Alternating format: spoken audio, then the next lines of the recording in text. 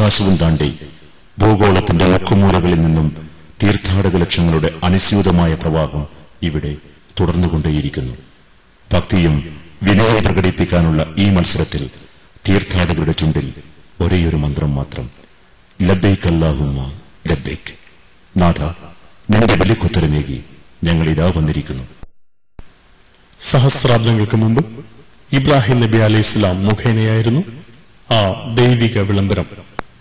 അത് വിശുദ്ധ ഖുർആൻ ഇങ്ങനെ ഉദ്ധരിക്കുന്നു: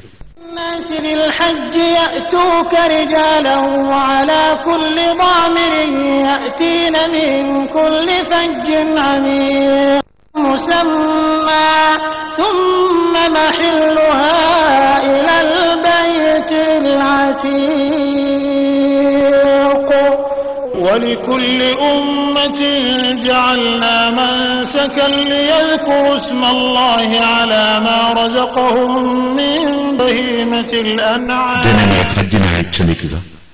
കാൽനടയായും മെലിഞ്ഞെട്ടിയ ഒട്ടകപ്പുറത്ത് യാത്ര ചെയ്തും വിദൂര ദിക്കുകളിൽ നിന്നും അവർ താങ്കളുടെ അടുത്തെത്തിച്ചേരുന്നതാകുന്നു. അവർക്ക് വേണ്ടി ഒരുക്കപ്പെട്ട ഗുണങ്ങൾക്ക് സാക്ഷികളാകാനും അല്ലാഹു അവർക്കേകിയിട്ടുള്ള മൃഗങ്ങളെ നിർണീതമായ ഏതാനും നാടുകളിൽ അല്ലാഹുവിന്റെ പേരിൽ ബലിയർപ്പിക്കാനും വേണ്ടി. വിശുദ്ധ കായബ ഭവനത്തിന്റെ വാതിൽ സ്വർണ്ണത്തിളക്കത്തോടെ സൗദി ഭരണാധികാരിയായിരുന്ന ഖാലിദ് രാജാവാണ് ഇതിൽ 196 കിലോഗ്രാം സ്വർണം പൂശിയത്. സത്യപ്രഘോഷണത്തിന്റെ പേരിൽ മക്കയിൽ നിന്ന് ആട്ടിയോടിക്കപ്പെട്ട പ്രവാചകൻ സല്ലല്ലാഹു അലൈഹി വസല്ലം തങ്ങൾ ലക്ഷത്തോളം വരുന്ന അനുയായികളുമായി ജന്മനാട്ടിലേക്ക് നടത്തിയ ഐതിഹാസികമായ തേരോട്ടത്തിന്റെ വിജയപ്രഖ്യാപനം നടത്തിയത് ഈ വിശുദ്ധ ഭവനത്തിന്റെ വാതിൽ തുറന്നിട്ടായിരുന്നു. തുടർന്ന് പ്രവാചകൻ അതിനകത്ത് അന്നുണ്ടായിരുന്ന 360 വിഗ്രഹങ്ങളെയും തകർത്ത് തരിപ്പണമാക്കി. ബഹുദൈവ വിശ്വാസത്തിന്റെ എല്ലാ അവശിഷ്ടങ്ങളെയും തൗഹീദിന്റെ പൊൻവെളിച്ചം കൊണ്ട് കഴുകി ശുദ്ധിയാക്കി. തുടർന്ന് പ്രവാചകൻ തന്നെ മർദ്ദിച്ചവരും പരിഹസിച്ചവരും ആട്ടിയോടിച്ചവരുമായ ധിക്കാരികളോട് എന്ത് സമീപനമാണ് ഇനി എന്നിൽ നിങ്ങൾ പ്രതീക്ഷിക്കുന്നതെന്ന് ചോദിച്ചപ്പോൾ അവരെല്ലാവരും ഒറ്റസ്വരത്തിൽ കരഞ്ഞപേക്ഷിച്ചത് മാന്യനായ ഒരു സഹോദരനിൽ നിന്നുള്ള മാന്യമായ നടപടിയെന്നാണ്. ഇതേ കായബയുടെ സമീപം സുജൂദിൽ കിടന്ന നബിയുടെ കഴുത്തിൽ ഒട്ടകത്തിന്റെ കുടൽമാല ചാർത്തിയപ്പോഴില്ലാതിരുന്ന മാന്യത, അനുയായികളെ ചുട്ടുപൊള്ളുന്ന മണലാരണ്യത്തിൽ കൂടി വലിച്ചിഴച്ചു കൊണ്ടുപോയപ്പോഴില്ലാതിരുന്ന മാന്യത, വിശ്വാസികളുടെ ഗുഹ്യഭാഗത്ത് ചുട്ടുപഴുത്ത ഇരുമ്പ് തണ്ടുകൊണ്ട് ആക്രമിച്ചപ്പോഴില്ലാതിരുന്ന മാന്യത അന്നവർക്കുണ്ടായി. പക്ഷേ അവരോട് കൂടുതൽ കാരുണ്യത്തോടെ പെരുമാറണമെന്നായിരുന്നു കാരുണ്യത്തിന്റെ ആൾരൂപമായ തിരുമേനയുടെ തീരുമാനം. അങ്ങനെ ഒരിട്ട് രക്തം ചിന്താതെ പ്രവാചകൻ തങ്ങളുടെ അനുയായികളും മക്ക കീഴടക്കി. آمنوا لا تحلوا شعائر الله ولا الشهر الحرام ولا الهدي ولا القلائد ولا آمين البيت الحرام يبتغون فضلا من ربهم ورضوانا وإذا حللتم فاصطادوا ولا يجرمنكم شنآن قوم أن صدوكم عن പരിശുദ്ധ കായബയുടെ ഒരു മൂലയിൽ പതിച്ചിട്ടുള്ള ഈ സ്വർഗീയ ശിലയിൽ നിന്നാണ് തവാഫ് അഥവാ കായബ പ്രദക്ഷിണത്തിന് തുടക്കം കുറിക്കുന്നത്.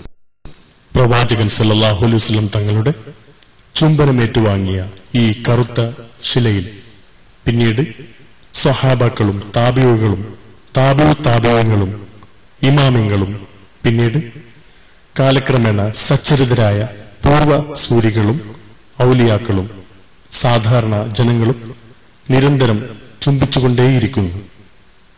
ഈ നിമിഷം ഈ വിശാല ഭൂഗോളത്തിൽ ഈ സുന്നത്ത് നിർവഹിക്കുന്നത് താൻ മാത്രമാണെന്ന ചിന്ത ആരെയാണ് കോൾമേര് കൊള്ളിപ്പിക്കാത്തത്? കഅബയ്ക്ക് തൊട്ടടുത്തായി സ്ഥിതി ചെയ്യുന്ന ഒരു ചില്ലുകൂടാണ് മഖാം ഇബ്രാഹിം.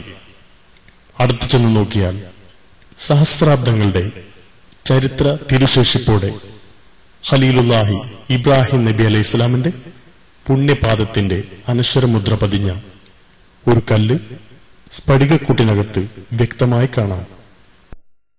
ത്യാഗത്തിന്റെ പടവാളായ ആ പ്രവാചകൻ തന്റെ പുത്രനും പിന്നീട് പ്രവാചകനുമായി തീർന്ന ഇസ്മായിലും ഒന്നിച്ച് ഈ കല്ലിൻ മുകളിൽ നിന്നുകൊണ്ടാണ് കഅബയുടെ പുനർനിർമ്മാണം നടത്തിയതെന്ന് ചരിത്രവസ്തുതയാണ്. മറ്റുള്ള പള്ളികളേക്കാൾ 1,00,000 ഇരട്ടി പ്രതിഫലം കൂടുതൽ വാഗ്ദാനം ചെയ്തിട്ടുള്ള ഈ പവിത്ര മസ്ജിദിലെ നമസ്കാരത്തിന് ഭക്തജനങ്ങൾക്ക് ഇമാം നേതൃത്വം നൽകുന്നത് ഈ മഖാം ഇബ്രാഹിമിനടുത്ത് വെച്ചാണ്. ചുറ്റിലും ഖിബ്ലയായതുകൊണ്ട് ദിശ മനസ്സിലാക്കാൻ ഏറ്റവും ബുദ്ധിമുട്ടുള്ള ഈ പ്രദേശം തന്നെയാണ് ലോകഭൂപടത്തിന്റെ കേന്ദ്രബിന്ദു എന്നത് ഇവിടെ ശ്രദ്ധേയം. സമസ്ത ലോകാനുഗ്രഹിയായ മുഹമ്മദ് നബി തങ്ങൾ ജനിച്ചു എന്ന് പറയപ്പെടുന്ന സ്ഥലമാണിത്.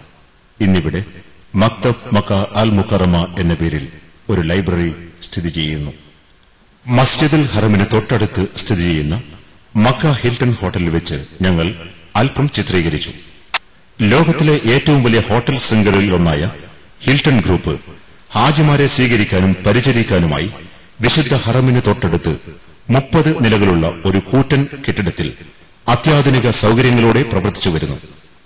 ഈ ഹോട്ടലിൽ ജോലി ചെയ്യുന്ന ചില മലയാളി സുഹൃത്തുക്കളുമായി ഞങ്ങൾ അല്പനേരം ചെലവഴിച്ചു. മദീന ഭാഗത്തു നിന്നും ഹജ്ജിനും ഉംറയ്ക്കും പുറപ്പെടുന്നവരുടെ മീഖാത്തായ മസ്ജിദ് ദുൽ ഹുലൈഫയാണിത്. മദീനയിലെ മസ്ജിദുൻ നബവിയിൽ നിന്നും 10 കിലോമീറ്റർ അകലെ അബയാർ അലി എന്ന സ്ഥലത്ത് സ്ഥിതി ചെയ്യുന്ന ഈ മസ്ജിദിൽ വെച്ചാണ് നബി സല്ലല്ലാഹു അലൈഹി വസല്ലം തങ്ങൾ അവരുടെ ഏക ഹജ്ജിനെ ഇഹ്റാം കെട്ടിയത്. അതുകൊണ്ട് തന്നെ മദീനയിൽ നേരത്തെ എത്തുന്ന വിശ്വാസികൾ ഹജ്ജ് കർമ്മം നിർവഹിക്കാനുള്ള ഇഹ്റാം കെട്ടുന്നതിനു വേണ്ടി ഈ മസ്ജിദ് തന്നെ തിരഞ്ഞെടുക്കാറുമുണ്ട്.